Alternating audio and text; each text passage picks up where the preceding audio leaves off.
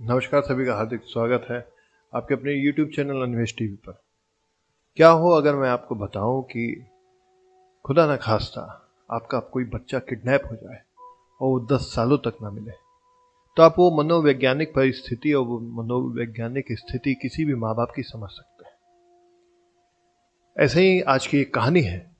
ये कहानी ऐसी कहानी है कि इसके पीछे का जो रीज़न है, इस क्राइम के पीछे का जो रीज़न है, वो आप सुन के अचंभित हो जाएंगे। आपने शायद ही ऐसी कहानी सुनी। वेस्ट अंधेरी यानी बम्बई एक ऐसा एरिया जहाँ पे बड़े बड़े सेलिब्रिटीज, बड़े बड़े बिजनेसमैन और काफ़ी चर्चित लोग रहा करते हैं।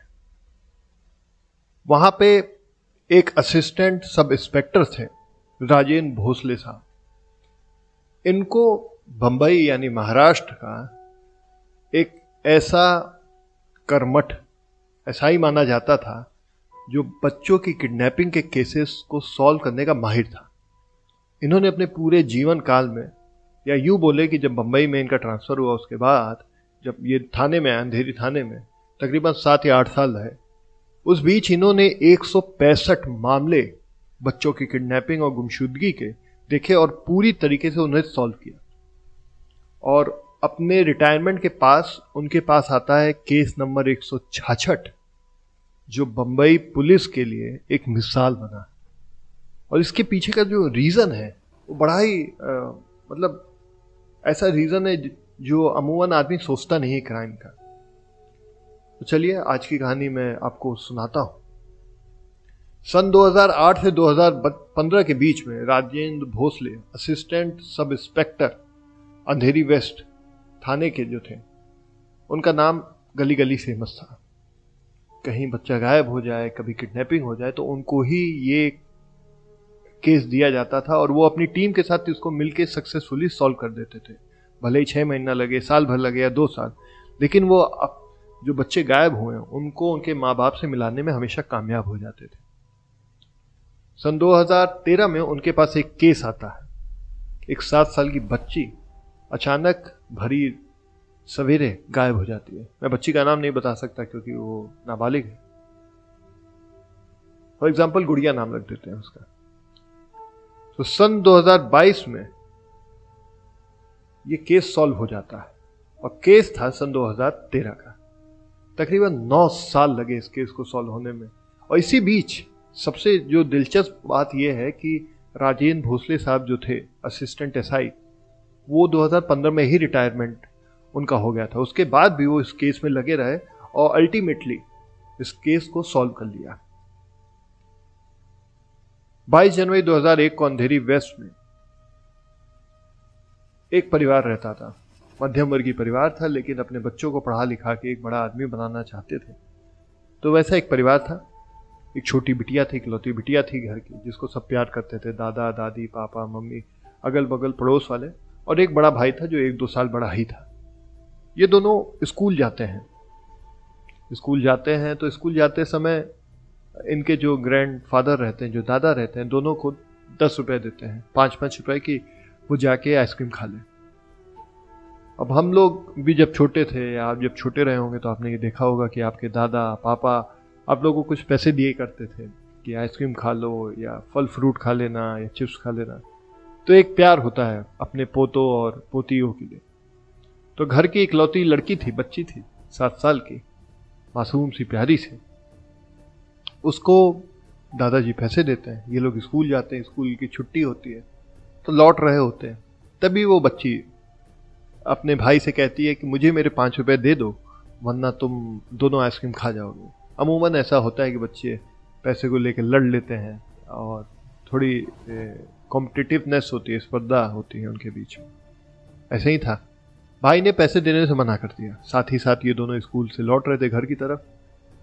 इतने पे वो लड़की कहती है कि अगर तुम मुझे पैसे नहीं दोगे तो मैं नहीं जाऊंगी और तुम अकेले जाओ। तो अमूमन बच्चों में ऐसी लड़ाइयाँ होती हैं तो भाई भी ध्यान नहीं देता है, वो थोड़ा बात को इग्नोर करके आगे बढ़ता है। जब देखता है पलट के 20-30 सेकंड, या ये मान के चलिए 1 मिनट बाद ही पलट के देखता है, तो देखता है कि उसकी छोटी बहन अब पीछे नहीं है। वो घबरा जाता है।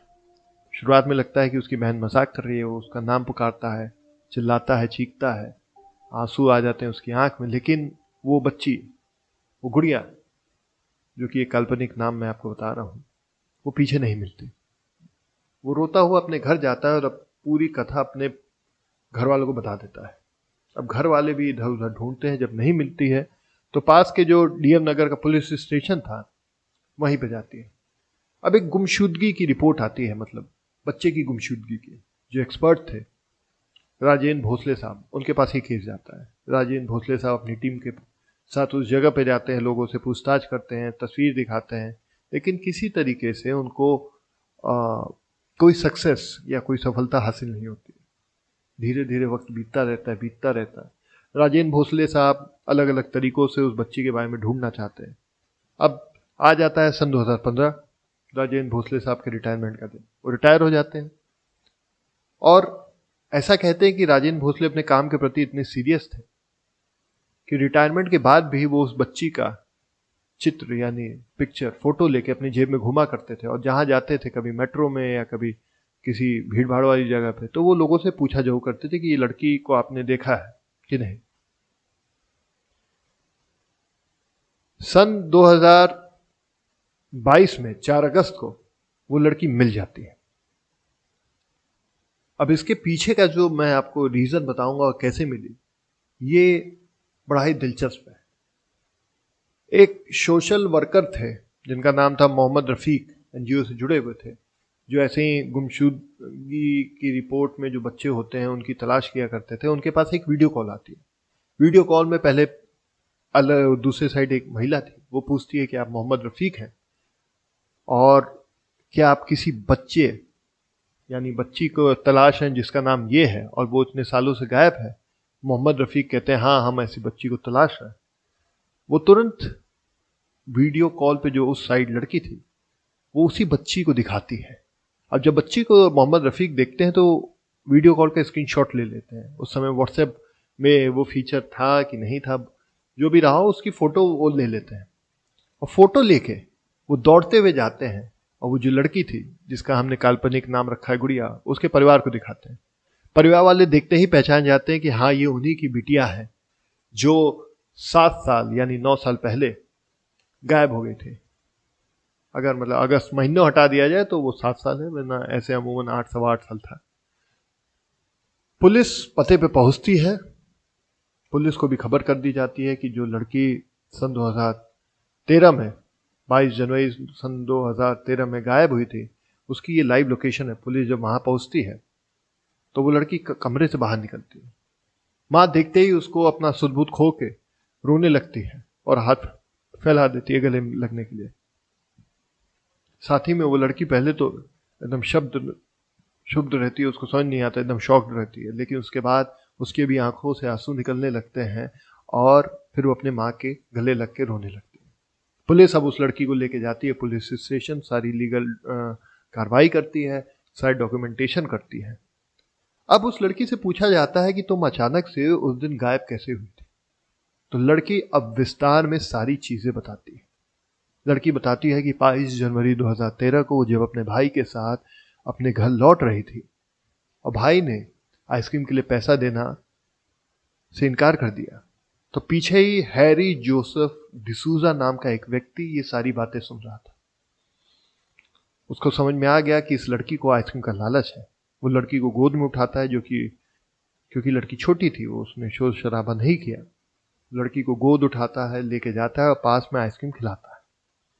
अब अमूमन आप सोचेंगे कि वो लड़की के साथ गलत काम करता है, ये सब करता है, लेकिन यही बात जो मोटिव है इस वारदात को अंजाम देने का, वो बड़ा विचित्र है। वो लड़की को आइसक्रीम खिलाता है, अपने घर ले जाता है। अब जो कि हैरी जोसेफ डिसूजा और उसकी पत्नी के पास कोई औलाद नहीं थी, तो उन्होंने ये सोचा कि हम किसी के बच्चे को किडनैप कर लेंगे, उसको अपनी औलाद की तरह पालेंगे। उन्होंने उस छोटी बच्ची को ये बताया कि तुम्हारे पापा मम्मी अभी बाहर गए हुए हैं और उन्होंने हमसे कहा है कि हम तुम्हारा ख्याल रखें और हम तुम्हारा ख्याल रखेंगे, हम तुम्हें पढ़ाएंगे लिखाएंगे, हम तुम्हारी सारी ख्वाहिशें पूरी करेंगे। अब लड़की भी खुश, उसे आइसक्रीम मिल रही है, छोटी बच्ची है, उसे क्या पता पिज्जा मिल रहा है, बर्गर मिल रहा है, वड़ा पाव मिल रहा है। वो खुश अपने जीवन में एकदम आगे चल रही है, कोई दिक्कत नहीं है। अब कुछ दिन बाद जब लड़की मिसिंग थी तो कई पोस्टर छपने लगे, कई सोशल मीडिया तब तक आ चुका था, थोड़ा बहुत सोशल मीडिया पे भी ये बात फैल गई कि एक 7 साल की बच्ची गायब है। तो अब हैरी डिसूजा उसकी पत्नी को लगा कि कहीं अगर हम पकड़े जाए तो हमको जेल हो जाएगी और हमारी प्यारी बिटिया जो कि दूसरे की बिटिया है वो हमसे छीन ली जाएगी। ये दोनों वापस से अपने जो इनका पैतृक गांव था कर्नाटका, वहां पे चले जाते हैं। वहां पे इनका घर था, वहां जाते हैं और उस लड़की को हॉस्टल में एडमिशन दिला देते हैं और ये बताते हैं कि तुम्हारे माँ बाप की यही इच्छा है कि तुम हॉस्टल में रह के पढ़ो ताकि उनका नाम बड़ा करो। लड़की को भी उतना अंदाजा नहीं था, वो पढ़ती है और पढ़ के जब बाहर आती है तो ये लोग वापस से बम्बई आ जाते हैं। बम्बई आ जाते हैं तो पूरे परिवार की तो एक खुशी का माहौल था। उस लड़की को भी अपनी माँ बाप की जो इमेज थी वो थोड़ी धुंधली सी हो गई थी, उनको भी समझ में नहीं आया था कि क्या चल रहा है। वो लोग अपना जीवन काटते हैं। इसी बीच सन 2016 में, 2013 में ये किडनैप हुई थी, सन 2016 में जब ये वापस आती है तो डिसूजा, हैरी डिसूजा को खुद की बेटी पैदा होती है।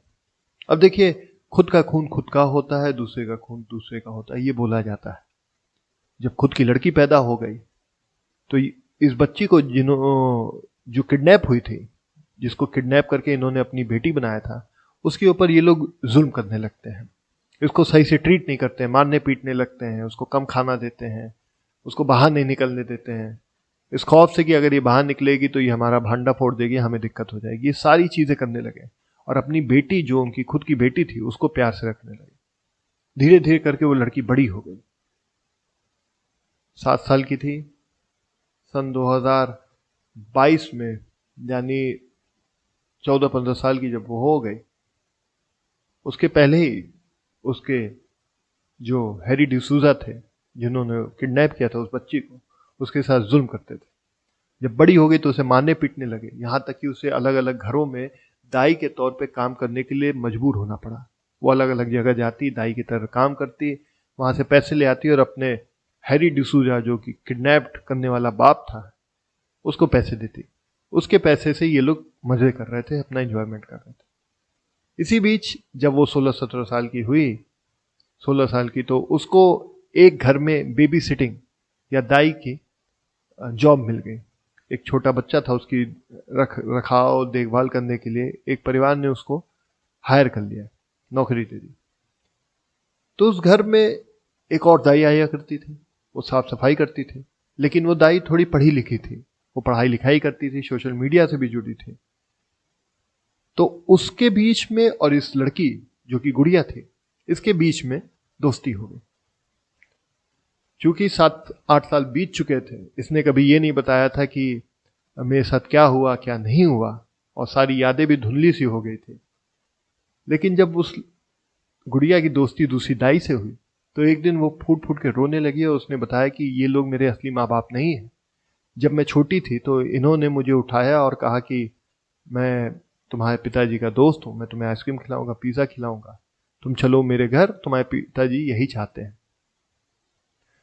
अब दूसरी लड़की जो थी, जो दाई थी, उसको पूरी कहानी समझ में आ गई। अब वो सोशल मीडिया भी यूज़ करती थी, पढ़ी लिखी भी थी, तो उसने रिसर्च की, गूगल पे सर्च किया कि क्या कोई ऐसी लड़की है जो सन 2013 में गुम हुई है और आइसक्रीम का उसको लालच दिया गया था। जब वो रिसर्च करने लगी गूगल पे, अलग अलग प्लेटफॉर्म पे, फेसबुक पे, सोशल मीडिया पे, तो उसे पता चला हाँ, आज भी उस लड़की की तलाश जारी है। तो तुरंत उसने 4-5 नंबर निकाले रिसर्च करके, उसमें से एक नंबर मोहम्मद रफीक का था, और जो मोहम्मद रफीक के पास पहली बार वीडियो कॉल आई थी वो इसी लड़की ने की थी, इसी दाई ने की थी। अब ये सारी बात पता चल गई, पुलिस भी एक्टिवेट हो गई, वो तुरंत जाती है हैरी डिसूजा के घर। और सबसे जो दिलचस्प बात यह है कि हैरी डिसूजा का जो घर था, इस लड़की के घर से मुश्किल से 1 किलोमीटर की दूरी पे था। इतने साल तक वो उसी घर में रही, लेकिन ये लोग ढूंढ नहीं पाए क्योंकि वो उसको निकलना ही नहीं देता था।